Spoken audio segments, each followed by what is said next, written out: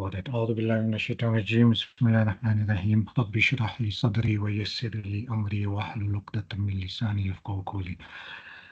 Okay, my name is Abdul Majid Mohammed. This is a new course that I've prepared for all of you, which is the 25 prophets, alayhi salam, all of them mentioned in the Quran. Now, it's quite important for us to understand these stories because they've got an impact on our lives directly and indirectly. And almost one third of the Quran actually deals with snippets from all these different 25 people across the Quran. So the idea is that when the names are mentioned, we should be able to relate to these people, the individuals themselves, as well as think about which community they went to, what was the message they relayed, and what was the feedback or the response they got from these different communities. And in this way, we're hoping that whenever you read the Quran, it will be more meaningful. When you hear it even being recited, it will become more meaningful. Okay, so how I've structured the notes is that I've looked at essentially the Quran and Hadith as my essential sources. I've avoided the Israeliyat, which are narratives of events written by sometimes Jewish and Christian writers of the past, where they tried to reconstruct the history going back beyond Christianity and beyond Judaism even earlier. Why I've chosen the Quran and Hadith, because in my opinion, that is the more final and the more meticulously recorded of the final scriptures. And also it's got a unique way in which Allah sort of speaks to us about these stories and about these people. So what I'm going to do is touch on each of them, look at perhaps in terms of a chronological sequence, who started, which is Adam alayhi salam, going right down to Muhammad sallallahu alayhi wasallam, in that sequence of the way they appeared, as it were, in the world. Also, I've tried to design appropriate maps, consulting an atlas of the Quran to give you the appropriate towns and villages of the time, at the time of that particular prophet's life. And obviously, just to give a short story about what kind of people they were and what was the outcome of these people after the messages were either rejected or accepted and what it was. So the idea is not so much to focus on the dates and the names per se, or rather the genealogy as such, because that's not so important as what the actual message is. In other words, what was their life mission and what did they hope to change in the society they were sent to. So this is basically the contents and how I'll approach it over the next 8 sessions. So today we'll do a brief introduction as well as the first story of Adam alayhi salam. Now, in terms of acknowledging my sources, the 3 or 4 that I've highlighted in yellow are the ones that I've looked at in particular for this time around. So the first one I have relied on very extensively, myislam.org. It's got a very comprehensive life of all the Prophets' lives, taken from not only the Quran, but also some of the other scriptures. It's also got tafsir of Maududi and Ibn Kathir on the Quran itself. It's got some lovely children's games and puzzles as well on the website. You can access it on your own time. The second one is the Atlas of the Quran, where someone has done a very important sort of landmark kind of study of looking at everything in the Quran that had a historical significance. So it's not only the prophets, it might be even other important names that were mentioned, or sometimes even the ladies that were mentioned in one way or the other. This person has actually gone into the depth of all of those and given the story behind those people that were mentioned in the Quran. Then numbers 3, 4, 5, 6, and 7 are just other alternative good websites that I think you can rely on in terms of getting a better picture of what the prophets were and their lives were. I was also impressed with Mufti Meng's series on the prophets. He did one during one Ramadan some years back, and I had the CD version at the time. I used to listen to it in my car. very good. Every prophet is covered in, well, obviously the prophets where we've got a lot of detail. He covered every ayah in the Quran about that prophet and he tried to do it in a sequence of how that life of the prophet unfolded.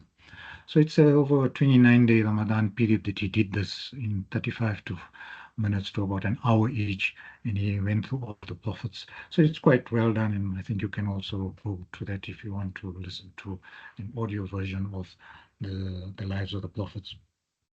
Then obviously the two big Arab scholars are Imam Ibn Kathir as well as Ibn Qayyim al-Jawzi. Their books in Arabic have been translated into English as well. The second author is so prolific; he's got over 700 works. So one of it is just on the Prophet's lives. Then we have the famous Qisas and Nabiyin, which is a compilation by Sheikh Abul Hassan Ali Nadvi of India. He's done it in Arabic, in a very simplified Arabic. He's sort of condensed that story of Ibrahim and Yusuf and some of the other prophets in a sort of chronological sequence and presented it. And it's nice for people even learning Arabic who want to get into the Quran. This is a good starting point for those kind of students. Also on this group, I've got Dr. Samad Abul Qadir, one of our other colleagues and teacher of note. He's also done an Arabic translation of the Qisas and Nabiyin of Abul Hassan Ali Nadvi. He's used that block formation with color coding of words and that. So all the stories that Abul Hassan Ali Nadvi has done, Abdul Samad Abul Qadir has also done it in English, and he has published his own books, and they are available from bookshops. Okay, so that in a nutshell are the works that I have consulted and which you can also refer to. All right, now let's start off, because this is about going back in history. I just thought ask you the question, like, where do we fit into this cosmos using the scale or barometer of time? And I don't know if that's the right words, because time is not in a scale and nor is it a barometer. But in any case, that was for the lack of words. I know what I hope you're getting what I mean. Now, I don't know how people work this out, but if you do a Google search, the answers we get. Milky Way is estimated to be 13.6 billion years old. Now, it's staggering just to think what those zeros are. I mean, it's a big number, right? They say the sun and the moon is relative to the Milky Way is only 4.6 billion years old. So it's quite more recent, but still very far away. The Earth has got a history of about 4.5 billion.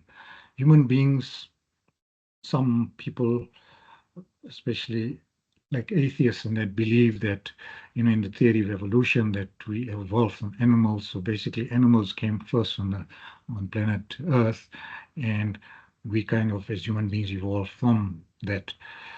But that is one version. As far as us, and ours is very close to a Christian view, which is human civilization started about 6,000 years ago, which is, if you look at in the BC era, it's about 4,000 years to go back to Adam alayhi salam. And then after the BC, which is the CE, the Christian era, we are in the current year of 2024. So if we add 2024 and 4,000, you get 6,024 years. Now, Adam and Hawa, we believe, as the Christians also believe, they were the first human beings to be sent on this earth.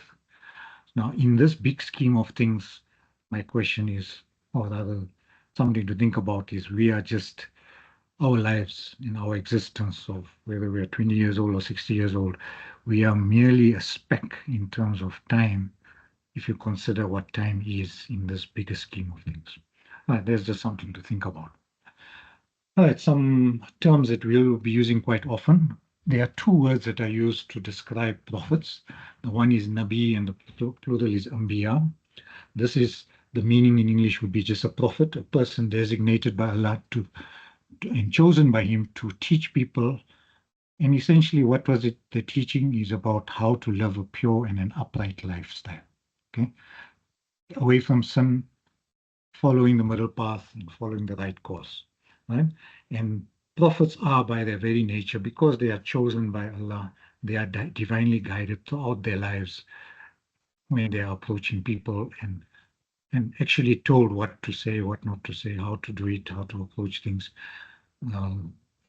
through revelation and other means. So that's the word Nabi. And so basically this course is about the 24 Anbiya, as it were. because they were all prophets. When we come to the other word in Arabic is Rasul, which is a plural is Rusul. This means a messenger. Arsala is the verb, so someone that is being sent with a message, and Risala is the message. And the Risala can come in many forms, which could be scrolls. In ancient times, they used to have this rolled up paper, papyrus kind of things rolled up, or in a tablet form where it's written on a rock or a piece of hard clay or whatever, or in fact, it can be even a book. And books were not invented at the time. Even in the time of Prophet Muhammad, there was no such thing as a Quran as a book. It only came in Hazrat Uthman's period later when 6 copies of the Quran were actually handwritten for the first time. So it was an oral tradition, but captured in various formats, either on camel bones or hides of leather or whatever they could write on. But essentially, they memorized the book. So this is a revelation that was sent from Allah through the medium of an archangel, which we know is Jibreel alayhi salam. So some messengers were given either a scroll or tablets or a book, and in that sense, they are distinctly different from a Nabi. A Nabi is just an ordinary prophet. He may not have received any revelation per se, although he was a divinely guided, chosen person. Right? So basically, if you look at the intersection of these two terms, all the Rasuls are also Nabis, because Nabis are the chosen prophets, and a Rasul is a messenger specifically given a particular book or a revelation.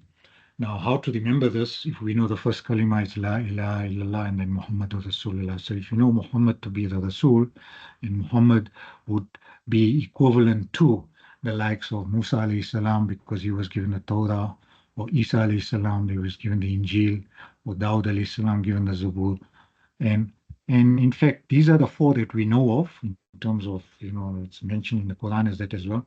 But besides that, the word Rasul sometimes is given to even some of the other Nabis.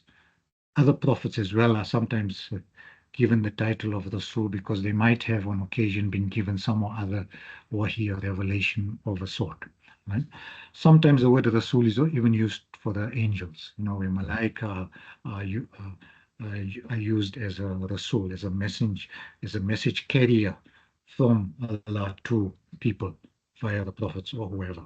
Right. So these are two words that you just need to know. So we need to, and just for your information, I'll put at the bottom, which is the word Nabi appears some 75 times in the Quran, and the word Nubuwa, which comes from there, which means prophethood, occurs about 5 times in the Quran. Whereas you get the word Rasul and Rusul, Mursal and Mursaluna, those are talking about messengers, and these particular people are referred to more than 300 times in the Quran. Okay, we then move on to the specific 25 prophets that are mentioned in the Quran, and I've numbered them in the first column on the left. Then we've given the name in Arabic, Adam, Idris, Noah, Hud, etc. In Arabic itself, that's how you spell it. In the Christian equivalent is Adam or Enoch or Noah, Ibrahim, etc. Now, this timeline that we've given, as well as the approximate age that they lived, is all approximate dates, right? So this is not something you can pin down and say with absolute truth, or without any shadow of doubt that this is the period we're talking of. But this is just to give you more or less a period. So I've just put down the periods as written in some sources. Some are authentic and some are not. So take it a bit with a pinch of salt. But essentially, you look at the timelines, and I've got their millenniums on the extreme right. So it's like if you look at 0 BC right at the bottom, 0 is the time when Jesus or Isa alayhi salam was born. And at the age of 32 is when, or 31, he was, uh, according to the Christian tradition, crucified on the cross. But as Muslims, we believe that he was resurrected and taken up to the heavens, and he will reappear sometime later in time.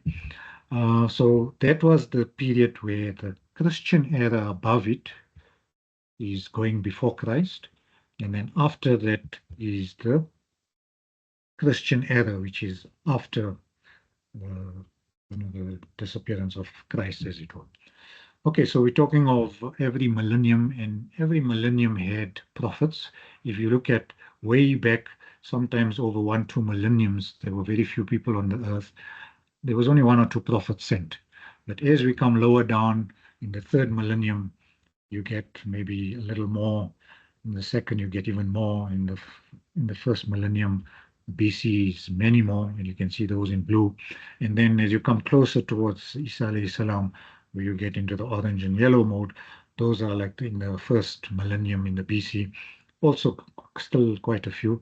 And then post Jesus, it's only Muhammad sallallahu alaihi wasallam in the year 600 that is in that first millennium after Christ. And then we are living in the third millennium, which is 2024. Okay, then we look at the actual family tree of these 25 prophets. Now, I know this chart is a bit small to read, so don't strain your eyes. I'm going to show you a larger version of it just now. But just to refer to to it briefly, if you look at it, and I'm going to point my cursor now, start with Adam alayhi salam, then goes to Idris and Noah, and it goes down to Saleh, Hud, going right down to Musa and all the rest, right down to Muhammad sallallahu alaihi wasallam. Right, so there's a distinct one family tree line that's going right through. If you can see the lines, right? Some places they got dotted lines to show there's a whole lot of generations in between. Now, if you look at the Quranic style of mentioning the prophets, in the Quran we have many like bits of the story of each prophet in different parts of the Quran, right? So it's in segments, it's scattered over many surahs, and in the way that Allah has chosen to reveal the story to us is not in one chronological story with a beginning and end.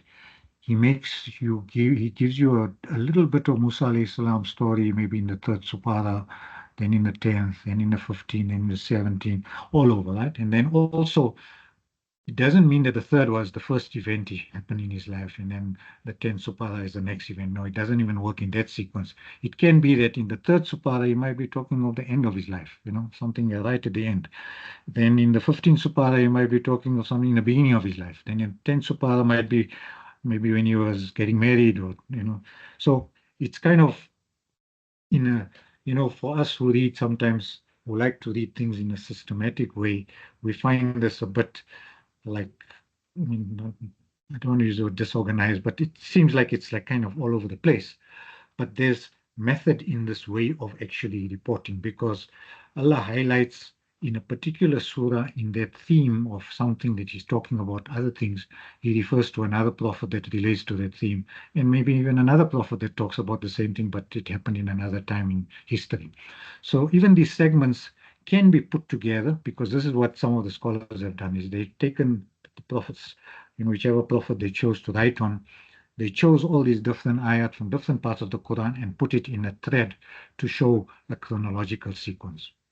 Now, what Allah has done is only one surah in the Quran has He used a strict chronological sequence, where Surah Yusuf, we talk of Yusuf as a small boy, then he was thrown into the well, then he was carried as a slave into Egypt, and he was sold as a slave, and then that attempted rape, and then his prison sentence, and then at the end, with the famine in Egypt. So there's a chronological sequence to the story of Yusuf, and we'll find that a lot of these stories have got this chronological sequence, just that we need to find it, and Allah uh, like gives you a puzzle to sort out, and once you've solved it, it's very, very revealing and very satisfying to work it out.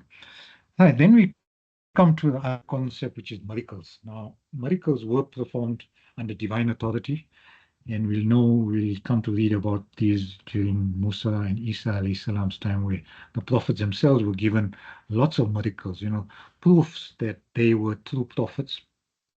And these proofs sometimes convinced people at the time, but once the period went past, people forgot about the fact that it was a miracle, and they even forgot what they asked, and they carried on with their old, ways, and didn't change. So miracles sometimes had an impact and sometimes didn't. In the case of the Prophet Muhammad Sallallahu Alaihi Wasallam, the only true miracle which is standing up to today in front of us and in our hands is the copy of the Quran. Because that how it has remained intact and pure and pristine from the time it was revealed over 1450 years ago till today is a miracle in itself. And then obviously the subject matter is another miracle. And there's so many miracles from the Quran, but that will be a talk for another day. All right, so just to show you this one, I'm sure you will just see a bit more clearer. So these are the more or less up to Prophet number 6, which is Adam, Idris, Noah, Hud, Saleh, Ibrahim. So some of them are a little bigger than others. And if you look at, I forgot to mention this, you see this number of times mentioned in the Quran in this particular slide. If you look at, these are the number of times that Prophet's name is mentioned in the ayah of the Quran. So Adam alayhi salam is mentioned like at 25 different times of the Quran, right? Or in ayahs of the Quran. And Idris on the other hand has only got barely 2. Right? Then Nuh has got 43. And like that, if you look at all this list, everyone's got a different number here. The amazing thing is the one that's got the most references happens to be Musa alayhi salam, 136. And the one that the Quran was revealed to, Muhammad sallallahu alaihi wasallam, which you can't see, just cut off on the bottom here, has got very few references by name, although many of the ayat refer to his life and the various battles fought and the treaties signed and the rest of it. So, although the Quran is a lot about him, but by name, he's got just a few references. It's just interesting to note. All right, so these are the lineage of all the prophets.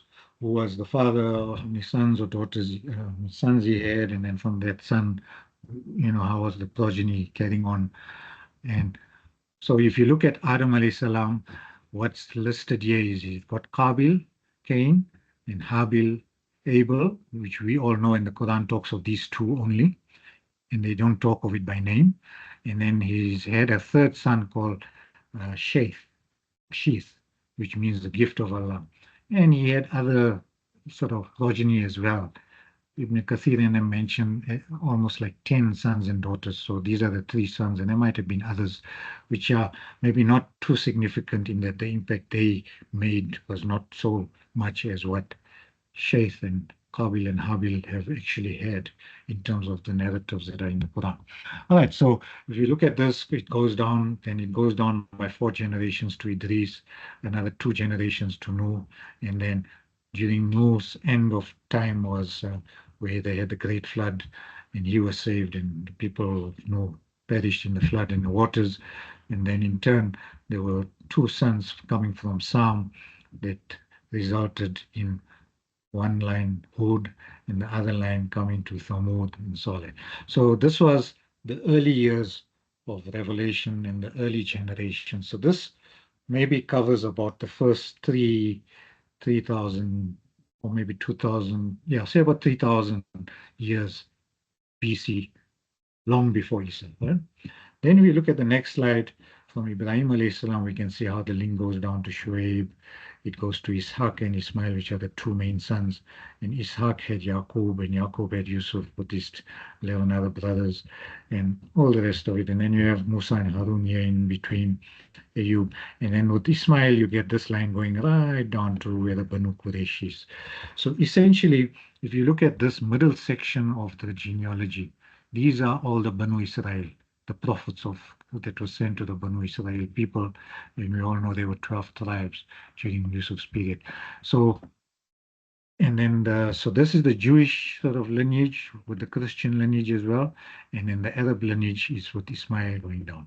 So if you look at the last bit at the bottom, this is the Arab lineage going down to the Prophet Muhammad, as well as the 2 famous caliphs, the Abbasids and Umayyads.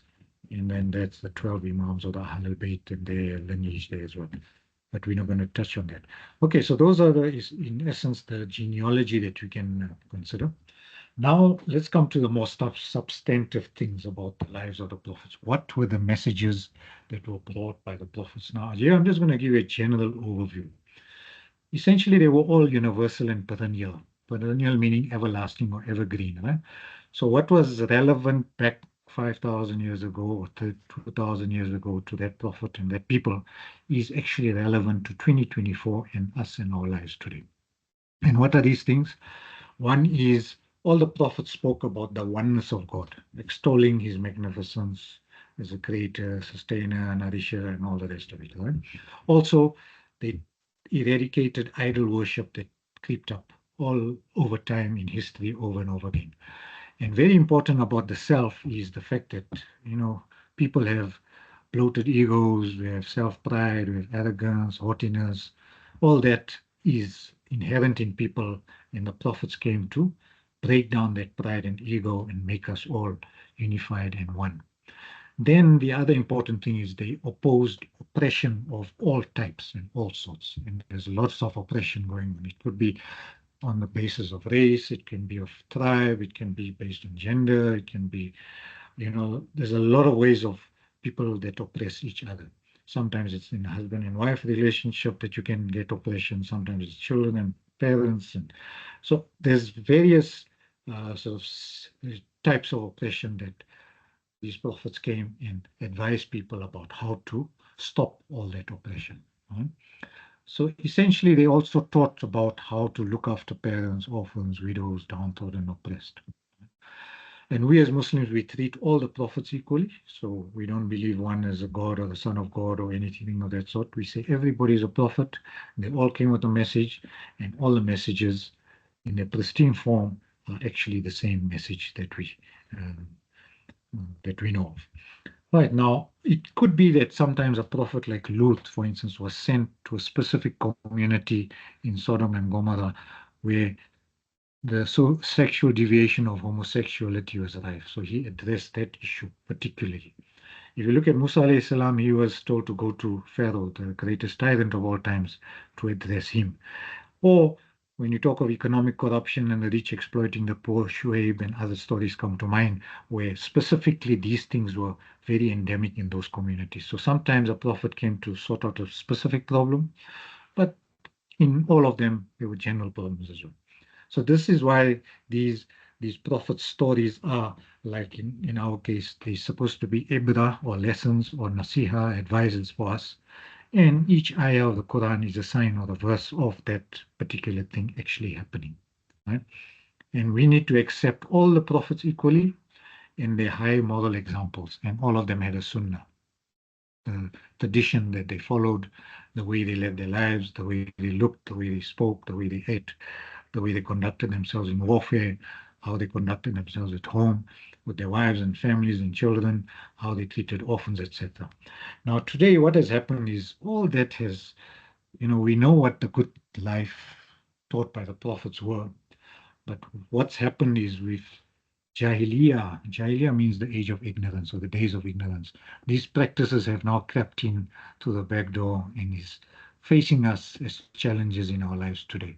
Now we need to be aware of these diverse forms of these Jahiliyyah practices, and we need to stay away from these corruptive influences, and we need to take on the new pharaohs of the day, right? Because we have in our midst today individuals, heads of states and governments that preach human rights on the one hand, but fall dismally short in terms of their practice.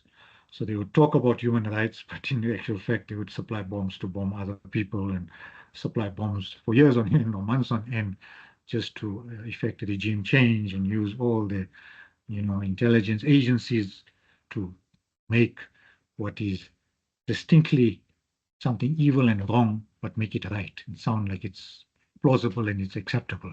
Right? But in any case, this is what we need to do as individuals living in the centuries. Learn from the prophets and do what they did because they really addressed the evils head on and spoke out about it. Right?